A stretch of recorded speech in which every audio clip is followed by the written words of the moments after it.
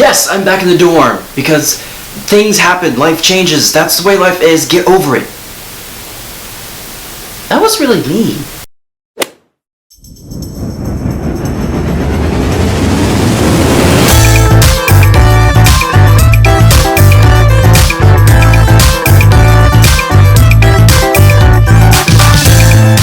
For some completely unknown reason, I am a very verbose kind of person. You know, that kind of person that you just absolutely hate because they use their entire vocabulary in a single sentence, and they just kind of sound like pompous windbags.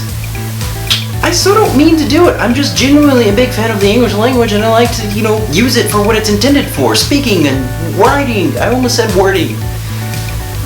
It's late. It's so late. But I'm not doing it to show off. I just genuinely talk that way and write that way and live that way. And teachers absolutely hate me when I write papers because they see me writing all these wonderful adjectives and things and think I'm just trying to make the paper longer and add fluff.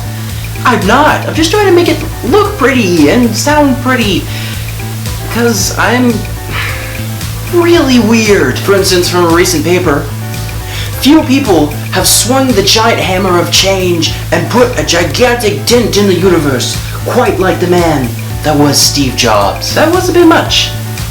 I'll give you that. That was a bit much. First off, this was the first line of my paper, and it took up 2 lines. Can you imagine what the rest of the paper was like? And it's not like I was trying to add fluff. I really believe that every single detail of a thing is worth stating. It's really important to make sure that you have the whole picture. To some people, this is artistic. To others, it's just pure douchebaggery. 90% of the population thinks that way. I am hated by 90% of the population. If you'll excuse me, I need to cry. But it really becomes clear when I get paired with someone who's just so not verbose, who's just quick and to the point and succinct, and I just use about 4 different adjectives to say my own point. I am proving. Oh god. Gonna drink some water cause I need to be healthy. Healthy people don't make videos at 1 a.m. So in one of my classes, I have a professor who's from Jersey, and he's old, and he's very, very succinct. He says exactly what he needs to say and then nothing else. So in this class, we have a project, one of our first projects, and we're gonna have to make a silent film. Not one of those Charlie Chaplin, hokey hokey kind of films, but it's we're trying to focus on the visual aspect of filmmaking and everything. But one of the guidelines he gave the class was you can't have any lip flapping in it, and lip flapping is pretending to talk. But with my creative genius, I decided, hey, what would be really cool? It's if we use the fact that it's a silent film as a plot device. And basically what I was thinking is, you have him wake up in an empty room somewhere, and he tries to speak, and no words come out. And he realizes this, and he freaks out, and he's like, oh, there's no sound in this crazy world. I'm a nerd. That sums things up. I'm a nerd. So I was pretty sure that my version of the lip flapping or whatever didn't fit into his definition of lip flapping, but I wanted to make sure at least, positively, absolutely, this is my grade we're talking about. So I sent him the following email. Hello. It's me. No, I'm sorry, I had to. That's probably not gonna go in the video.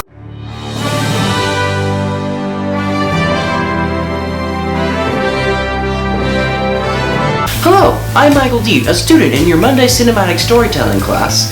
I'm writing to you today because I have a question about the nature of the silent film assignment.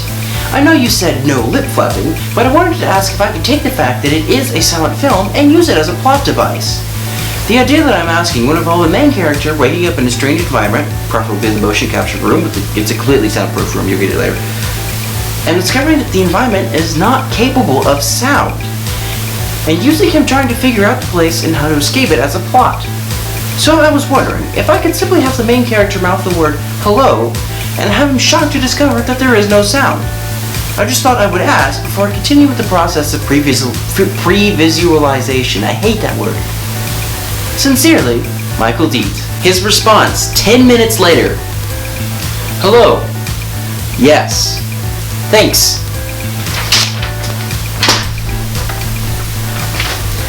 I felt so weird. Because, you know, it's a teacher-student interaction. I thought it was supposed to be formal, and I was like, I'm going to be wordy and get my point exactly across. We don't have to have any sort of communication problems and everything. And I just want to be formal because he's my teacher, he's my master, and whatever. And he was just like, yeah, go for it. I felt so dumb. Now I'm gonna work on being succinct and extremely straight to the point and everything. And I'm gonna end this video really quickly and stop whatever I'm doing with my hands. Okay, I just said I was not gonna draw things up. Okay. I feel like saying any more would kind of like prove my point that I am just a pompous windbag. So I'm gonna end it. I love you guys. Stay flirty, my friends. Peace out. Wow. I'm trying to say as few words as I possibly can. Like, favorite, and subscribe. Okay, bye.